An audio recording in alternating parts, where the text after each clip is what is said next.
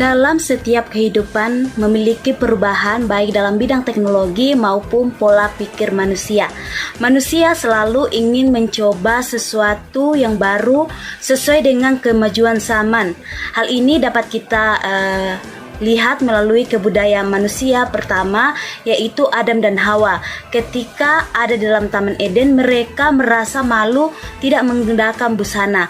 Melihat awal menggunakan busana, akal fungsi dari busana adalah melindungi dari pengaruh alam sekitar, misalnya dari terik panas matahari, hujan, udara, dingin, dan lain sebagainya. Etika dalam perkembangan busana. Dalam kehidupan sehari-hari, manusia tidak lepas dari unsur-unsur etika, karena dalam segala kegiatan masyarakat selalu mengatakan atau menghubungkan segala sesuatu dengan etika. Misalnya, etika pada saat makan, etika saat bertamu, etika berpakaian, etika berkomunikasi, etika masyarakat, dan etika lain-lainnya. Pertama, menurut Abineno mengatakan bahwa istilah etika berasal dari kata Yunani, yaitu ethos, yang memiliki dua arti, yaitu yang pertama tempat tinggal dan kemudian adat istiadat atau kebiasaan.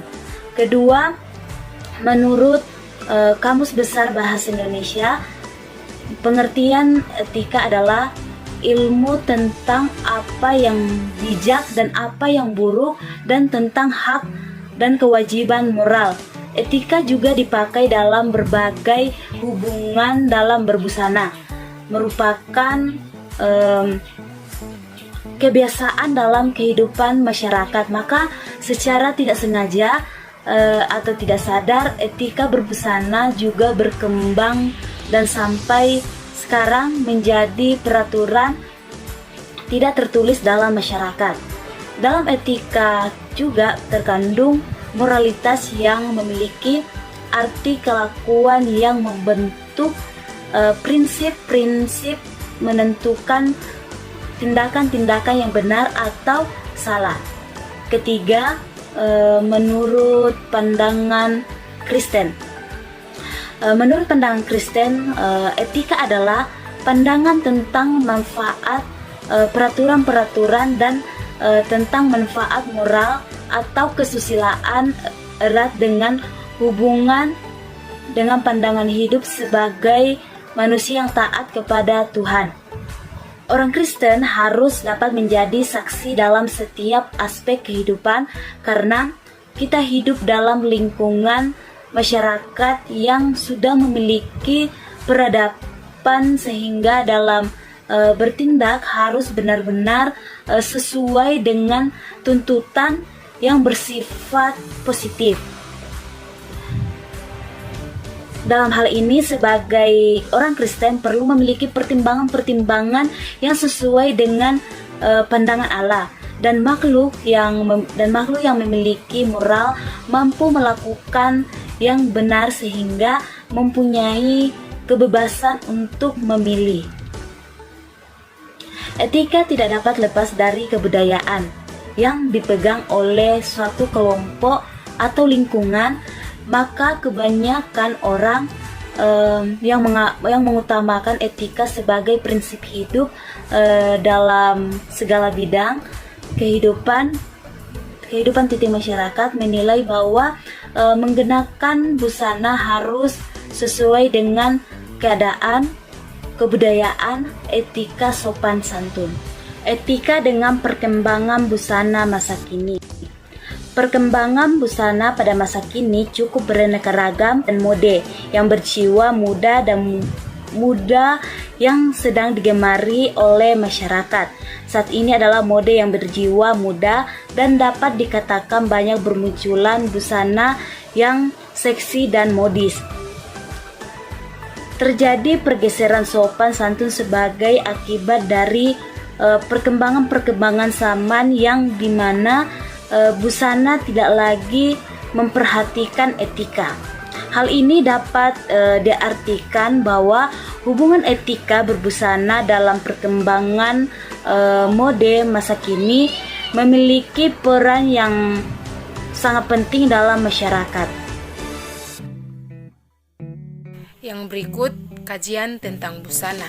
Nah, pemilihan busana yang tepat yang disesuaikan dengan ukuran badan, norma dan kesopanan disesuaikan dengan situasi dan kondisi busana yang pantas bagi wanita Kristen. Dalam kehidupan sehari-hari, mengatur penampilan diri merupakan salah satu awal yang baik.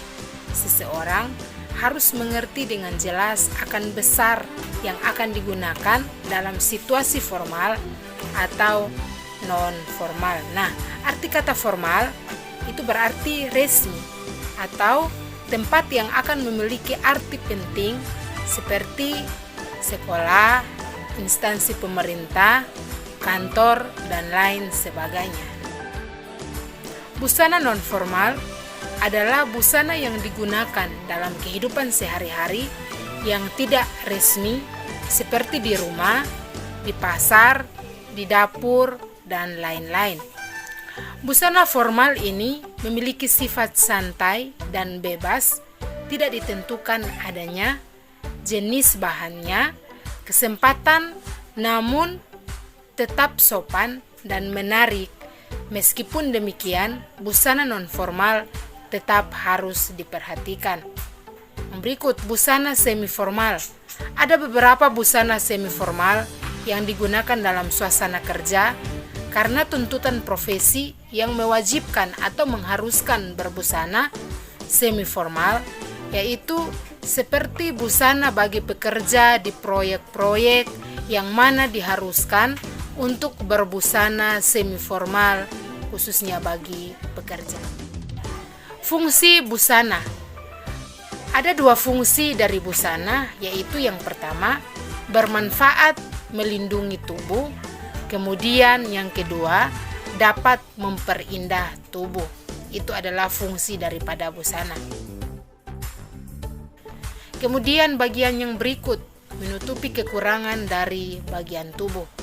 Dalam setiap tubuh memiliki kekurangan-kekurangan yang berbeda. Cara menutupi bentuk tubuh yang kurang dengan cara menitik beratkan pada akses yang lebih indah dalam tubuh sehingga titik perhatian orang lebih kepada hal-hal yang positif. Selanjutnya kita masuk dalam pemilihan busana yang tepat. Untuk memenuhi syarat pemilihan busana yang tepat, ada beberapa hal yang harus diperhatikan, yaitu busana harus sesuai dengan ukuran badan, norma, dan kesopanan dalam pemakaian busana, dan harus mengerti situasi kondisi. Terlebih, busana bagi wanita Kristen harus diperhatikan, karena setiap gerak langkah seseorang diperhatikan oleh orang lain, dan besar yang dikenakan kurang pantas, maka orang yang menilainya akan menilai dengan penilaian yang kurang baik bagi si pemakai. Nah, sebagai orang Kristen dalam mengenakan busana saat beribadah, alangkah baiknya diperhatikan dan juga selalu menjaga sikap ketika berhadapan dengan Tuhan. Sebab busana dengan penampilan dapat dianggap sebagai cermin kepribadian, maka kerapian dalam berbusana dan penampilan menjadi sasaran, karena sebagaimana pilihan Tuhan harus dapat menunjukkan bahwa dirinya adalah saksi dari Kristus. Nah, pakaian wanita haruslah sopan, tertib, dan mempunyai cita rasa yang baik. Seperti ada yang tertulis dalam kitab terjemahan lama, hendaklah segala perempuan menghiasi dirinya dengan memakai pakaian yang patut, serta dengan sopan. Dan perintah ini dicatat dalam 1 Timotius pasal yang kedua ayat yang ke-9.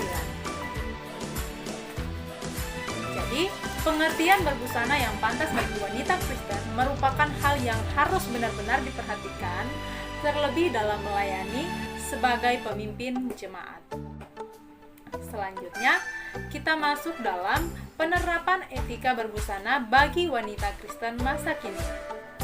Dalam berbusana, terdapat perbedaan yang mencolok antara laki-laki dan perempuan.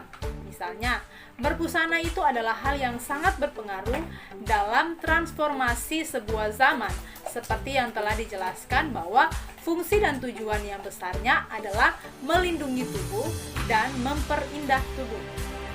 Dalam 1 Petrus pasal yang ketiga, ayatnya yang ketiga sampai yang keempat, firman Tuhan ini menunjukkan bahwa pengenalan kepada Tuhan jauh lebih penting daripada penampilan tubuh, karena kecantikan dalam penampilan dapat memudar, tetapi apa yang dalam hati tidak akan lekang dimakan oleh waktu. Penampilan yang sesungguhnya adalah penampilan yang saling berhubungan antara iman dan perbuatan Kristen. Itu sebabnya wanita Kristen harus memiliki hubungan yang erat, saling mengasihi orang lain dengan segenap hati, dan menjadi wanita Kristen yang tidak terbawa arus perkembangan zaman, terlebih perkembangan mode. Penerapan praktis dalam berbusana harusnya dapat dilakukan antara lain perempuan sebagai mahasiswa di kampus, dan penerapan sebagai hamba Tuhan di pelayanan, penerapan sebagai jemaat secara umum, dan penerapan dalam bermasyarakat. Maka kita bisa memperhatikan penerapan-penerapan dalam berbusana seperti yang disebutkan tadi. Selanjutnya, dalam kesimpulan materi kami, berbusana adalah akar fungsi dari melindungi diri atas alam sekitar. Namun, sebagian orang Kristen dalam mengenakan busana harus selalu menjaga sikap dalam berbusana ketika menghadap Tuhan, serta menjaga busana dan penampilan, sebab ini dapat dianggap sebagai cermin kepribadian yang dapat dilihat oleh orang lain, dan juga sebagai wanita kita bisa menjadi kesaksian bagi orang di sekitar kita dengan menggunakan setiap busana-busana yang sopan dan memberkati setiap orang. Terima